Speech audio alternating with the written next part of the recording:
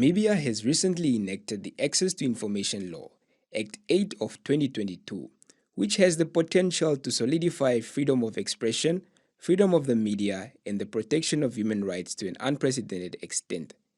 In collaboration with the Namibia Media Trust, NMT, the Editors Forum of Namibia, EFN, successfully organized a 5-day training workshop for various organizations that champion media freedom, pluralism, independence, and self-regulation.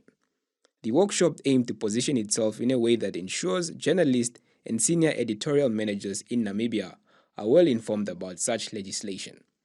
The attributes associated with freedom of expression and freedom of the media, such as a robust democracy, transparency, accountability, and the rule of law, are all beneficial for businesses and stem from an informed society. The workshop, facilitated by Professor Justine Limpitlaw, an associate professor at Wits University in South Africa, featured insights from Skopje investigative journalist Pauli Van Wyk, who shared their experience on how similar laws have empowered fearless journalism in her country. Federico Links, the chairperson of Action Coalition, also provided background on the journey of Namibia's ATI law from policy to act. In addition to the training workshop, Professor Justine Limpitlaw participated in a roundtable discussion addressing questions raised by some of the participants.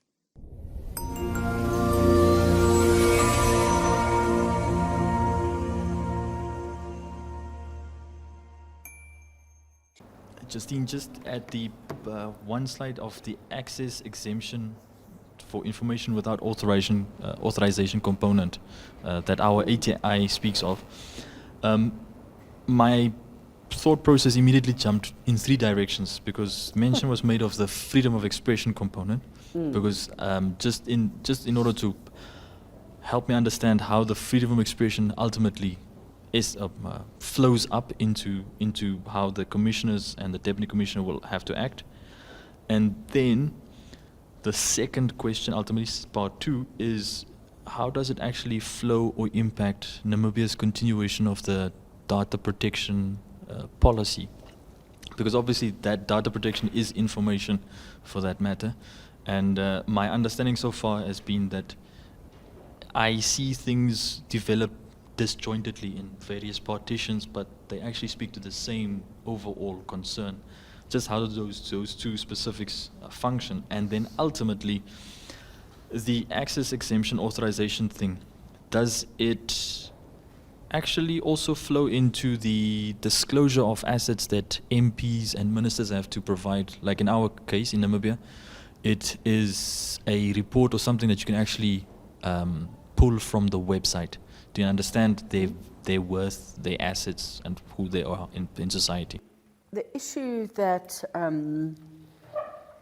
Dwight is highlighting for us is the fact that there's one of the offences is to have access to exempted information when you're not supposed to have access.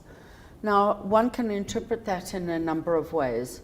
Do you actively go and seek that access? Do you, for example, break into an office or pick up documents that you're not supposed to have? And how is this going to be interpreted by the courts? I think it would be enormously dangerous and damaging. And indeed, this has been argued in our courts in South Africa really recently, where a whistleblower gives information to the press. Now, the whistleblower might have taken that information. The whistleblower might herself or himself have access to that information via their job. But what they've done is to put that in an envelope and leave it at a media house, or, and this often happens, leave it at an NGO or civil society organization that works in that field, that the whistleblower feels is trusted to act in the public interest. In my view, it would be utterly invidious for the courts to say, no, not only can you not publish, but just being in possession of this when you've done nothing wrong, it's been given to you in the public interest, for them to then hold the media or the journalist the newspaper or radio station, whatever, liable for access to that when through no fault of their own they have access, I think would be invidious. And I just want to say why I think it's important about freedom of expression. It is not a crime to practice journalism. It is not a crime to inform the public about information that you have that is in the public interest. And for this provision to be interpreted as criminalizing journalism would make a mockery of what the entire Access to Information Act is all about. So I can't see a court interpreting that provision in that way, but it is ambiguous, and I think that's a danger. And ultimately, certainly in South Africa, we've seen numerous amendments to the our PIA Act, our Access to Information Act. You're going to have some amendments in due course. Make sure that that is clarified so that journalists and other people, not just journalists, civil society, people that act in the public interest, are also protected from that. It's a totally different thing if that information, for example, is given to a foreign intelligence agent, where everyone's mind is focused on, the crime of espionage. That's a totally different situation to a whistleblower giving information to the media that then publishes that and handles that information and publishes that. You cannot treat those things as the same. They are not the same. Is it a convolution that might take place there? Sort of like blurring the lines? Yes, I'm worried about that because it's ambiguous of the way that it's stated. I think that answers the second aspect. Remind me of the third. The second one was the data protection, like in our concept. Oh yeah, So it's interesting. I don't think you were here yesterday, but one of the cases that we looked at yesterday was about fraud that had been committed by parliamentarians in abusing travel vouchers in the parliamentary travel system. And when an NGO that deals in public accountability wanted to publish or requested the annexure that had every MP and the amount that they had defrauded the travel scheme by, Parliament refused to give that information, saying, no, that's personal information. And the court said that's absolutely not personal information. This is about the members of Parliament's activities as a member of Parliament, and her defrauding of Parliament is a matter of state. And because it's a matter of state, therefore it's a matter for the public. And things like the asset register, for example, in Parliament, or of MPs and public officials generally, that information's public. That's not, if you want private information, get your own private job and don't be a public representative. But when you are a public representative getting paid on the public purse out of taxpayers' money, you have much less rights to your own private financial information. In South Africa, just because you weren't here yesterday, that extended to the press being given access to Jacob Zuma's tax records, which are usually the most privately kept. I think, given some of the history of delayed implementation of other legislation, I think it might be nice to hear from Justine about the process from the act being passed in South Africa to it being implemented. And second part, maybe, what is the role that media and civil society might play in keeping that focus, on that implementation. in light of, and Dwight and I were talking at break time, that given government's limited resources and other positions in civil service not being filled, to look at this whole cadre of positions having to be filled and financed. That's a really good question. I'm glad you asked that, and in fact, I was thinking about that in the break as well. What needs to happen to bring this into force? So the first thing is that there needs to be a staggered enactment of the legislation. So what needs to be brought into force first are the provisions around the appointment of the information regulator, the provisions around the staffing and the funding of the information regulator, and the provisions around, the information regulator and her or his deputy. We need to have that person in place first. Then we need to, and both of these can be done, all of this can be done at the same time. You can say we're providing for a staggered coming into force of the Act. That's normal. These sections establishing the information regulator are going to happen first, and they're going to happen next month. Then, the next provision is the ability to make regulations for the minister, and I would hope that the minister would, even though it's not expressly required in the Act, would consult with the information regulator about this, bring into being the regulations. Once those are there, the Act can be switched on straight away. It'll still take a while because people have got 2 years from the coming into force to develop their access to information manual and their lists of information that they can proactively put out. But at least the process of requesting access to information can start. And I think that can happen fairly quickly. I would think that you can enact the provisions around the information commissioner. Those could be enacted tomorrow. There's nothing that needs done other than the date. I would then give yourself 6 months or so for the enactment of the regulations by the minister and the appointment of the information commissioners,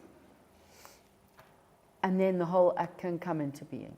So it doesn't have to be a whole long drawn-out process. It will be a whole long drawn-out process if you leave it to government to do, and there isn't action from civil society, particularly NGOs and who need this, and the media. My question was also surrounding or on the issue of how civil society within Namibia can be strengthened so that they can also push for the enactment of this law, and just how it can be taken seriously. Because you did mention in your presentations that South Africa, for example, its civil society space is one that really pushes and one that really puts in effort. So I really wanted to know, within the Namibian context, what can we do differently? Just I believe 2 weeks ago we had the Communication and Digital Rights Conference here in Windhoek, and a parliamentarian was in attendance, and they mentioned that there's perhaps a need for civil societies to involve these policymakers more often rather than just have discussions around themselves. So is that maybe an effort that we can look into, or how can we go about it? So I want to make 2 points following on from both of your questions. The first issue is that it can be disconcerting and even scary to put your head above the parapet to be a target for government if you're pushing very strongly for something. And that's why I think coalitions, particularly around legislation, are so important. It means speaking with a unified voice. It means strategizing what an appropriate time would be. I suggested 6 months, but I don't know how legal changes work in Namibia, if things work faster here because it's a smaller population and all of that, or does it go slower? People with intimate knowledge of the political scene in Namibia will be much better able to have those discussions. I think that the media should definitely be part of a coalition. I'm not necessarily sure that the media should lead it, but they must definitely be part of it, because they can constantly be publicizing and editorializing on the issue. I also think it's important to have it as mass-based as possible. So, and to cover all aspects, to be talking about the needs, for example, of the disability community, the needs of children in the education sector, the needs of organizations working in health, social development, economic justice, and the press, and importantly, the universities. Far too often, academics and academic departments are left out of coalitions. And the higher education, the universities are a massive resource for civil society and for the public, and they are too often left out of coalitions. So I think that they need to come together. Now, on the point that you raised about a member of parliament saying, oh, well, you should invite us and not just talk to us. Strategically, you need to meet amongst civil society first, because you've got to strategize, what do we want? And that really can, what do we need government to do is a discussion that really shouldn't happen around government right in the very beginning. Once you've drawn up a proper program of action with suggestions, dates, and a program of action, I definitely think that you should involve government. I mean, one of the things that I'm so impressed by whenever I'm involved in issues, as I have been for the Action Coalition and for EFN, is that government does listen here, much more than in my experience. And they're willing to come to meetings and they're willing to engage. And I think that's hugely beneficial. But I wouldn't do that starting off where you're all around the table and you're debating and arguing about what needs to happen. There needs to be some level of coherence and solidification of your own campaign around this and demands around this. What I would say is that needs to happen immediately. We're already we're mid-June now, so it's 6 months on, and no part of this act has been in place, and I'm not seeing draft regulations or anything that looks like it's going to be enacted. The longer you leave it, the less chance of it ever being brought into force. That's why it's so critical to do it now. I think, as civil societies, that we really need to, strengthen our relationships. It was encouraging to hear from Justine how South Africa is doing. So perhaps we can learn a lot from them also. At the end of the day, all the NGOs, in Namibia, we are working for the same cause. It's, to the advancements of the community members. The people on the grassroots level, and we are the ones actually being the voice for the voiceless. Yeah. So it's really an area that needs ASP attention. I love that phrase, voice of the voiceless.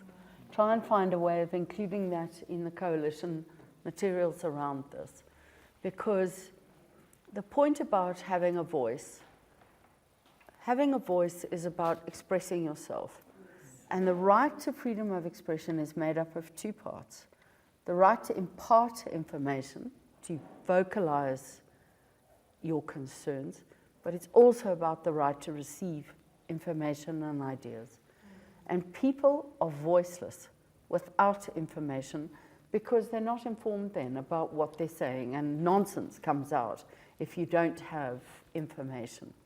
And I love that slogan because actually, even though it's focused on the voice, that's one half of the equation around freedom of expression and active citizenship. The other is having access to credible, accessible, accurate information, which is what this act is about.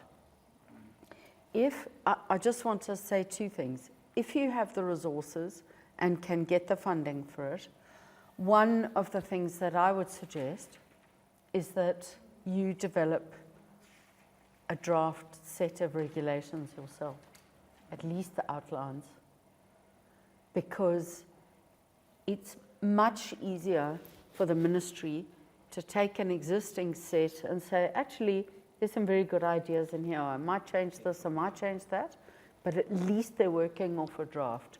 And, you can feel free to use South African precedents that they're going to obviously need to change because of your own act, and look for funding to pay people that can draft that for you. It makes such a difference to be able to go to government and say, here's a draft. I can't tell you how often we've done that as civil society, and then you see your wording in regulations and in Parliament. It's really critical. If in any context that I've thought about in Namibian context, that there is no punitive reactions towards an outlet that potentially reports on the personal banking, personal financials of a minister, which is not disclosed to the Parliament platform, where the thing about the assets that I spoke of, and which actively you sit with this conundrum, because as a media professional you sit with what is information that literally qualifies the public, qualifies B2B in public, and what doesn't qualify. But in both cases you've already answered that, Justine, in terms of, listen, if the person contests to be in public, then yes, they have to realize that certain components of their life is going to be public. And if the person deals with information in a public sphere and is part of a public process, that ultimately any process qualifies as public. So yeah. I want to expand on that, actually, because in South Africa, for example, there's been the big collapse of the Steinhoff Group, which was a big high flyer on our stock exchange. And the Access to Information Act has been used to get a lot of financial information, transactional information from the banks about this transaction, about these transactions.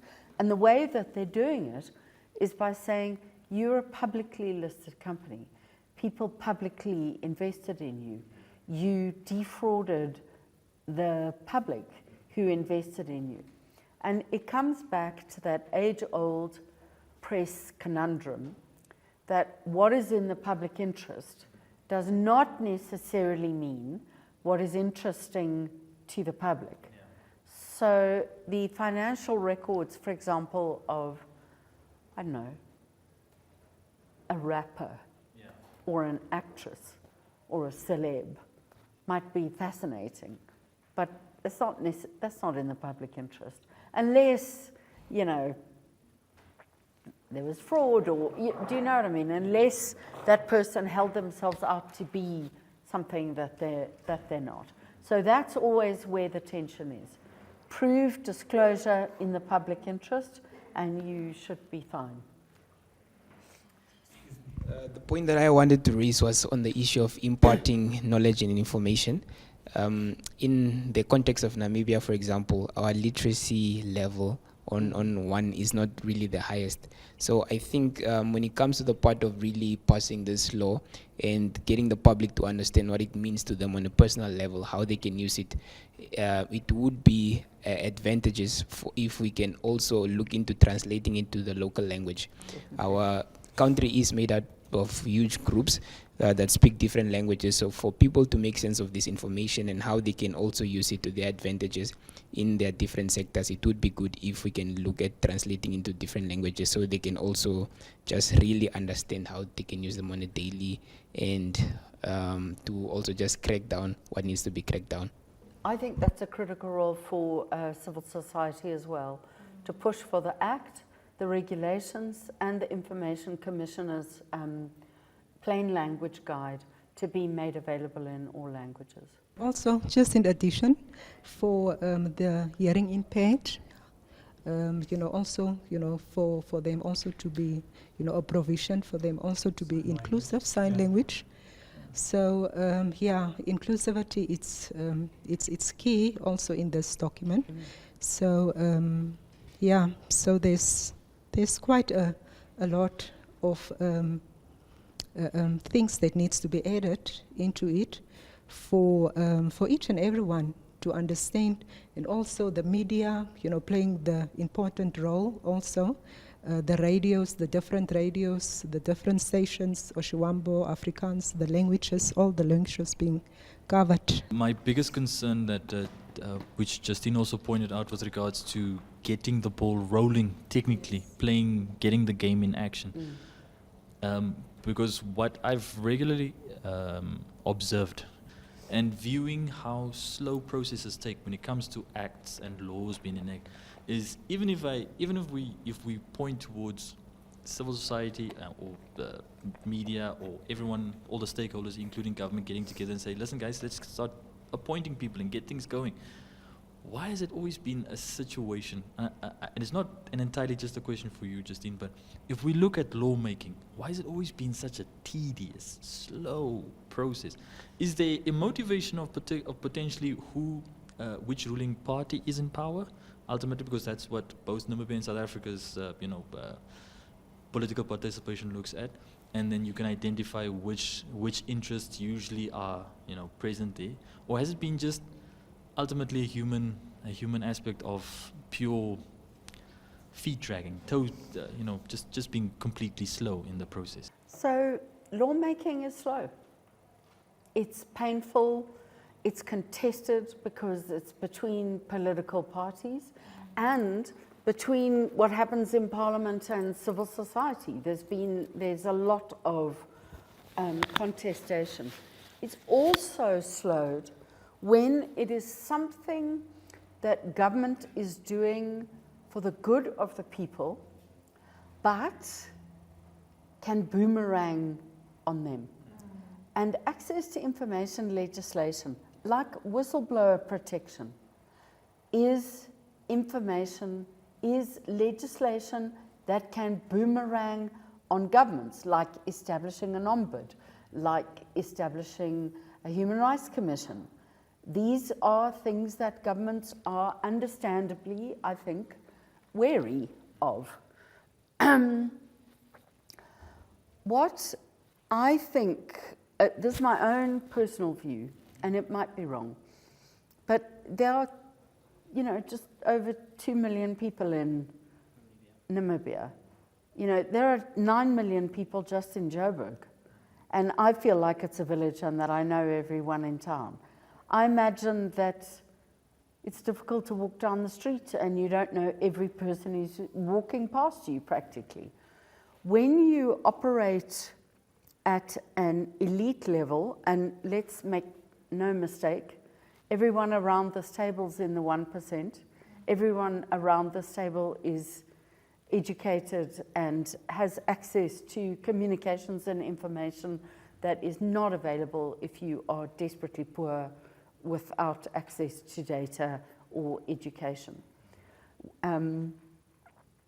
The point I'm making is that the elite, whether that's in the media, whether that's the media, civil society, or government, you probably all know each other. Like, it's an even smaller group than among the 2 million, right? Now we're talking a few tens of thousands of people max. And at the level above that, at the level of ministers and directors with heads of NGOs and editors, you really know people and the actual relationships there. Relationships that, if damaged, can have serious consequences for everyone. And when you're operating in a small pond like that, no one wants to stick their head above the parapet. And that's why, and you see it in a number of areas, Namibia is not a litigious country. People don't rush to court to hold public power accountable. And one of the things that I think is really important is that when you have a look at what is the basic role of the judicial branch of government, the basic role is to interpret the law. So Parliament passes the law, government develops the policy, Parliament passes the law, the judges say, this is what the law means. Taking a government department to court does not mean I want to punish you, I hate you, I'm against you. It means we need to go, because we have different views on what this act means and what should happen, we need to go and get an interpretation of the law from the judge. And it helps everyone. It helps government, it helps civil society, it helps the media, most importantly, it helps people. Now the problem is that no one wants to be the name on the litigation. So let me tell you the very best way. Let's call it the People's Coalition or the Voice of the People. I really liked that. Get a name, make it as broad as possible. Include the media, include academics, include civil society, and that is the organization that goes and gets, not challenges, gets the interpretation of the law to set the parameters. Then no one's head is above the parapet. There really is, in civil society, there is strength in unity.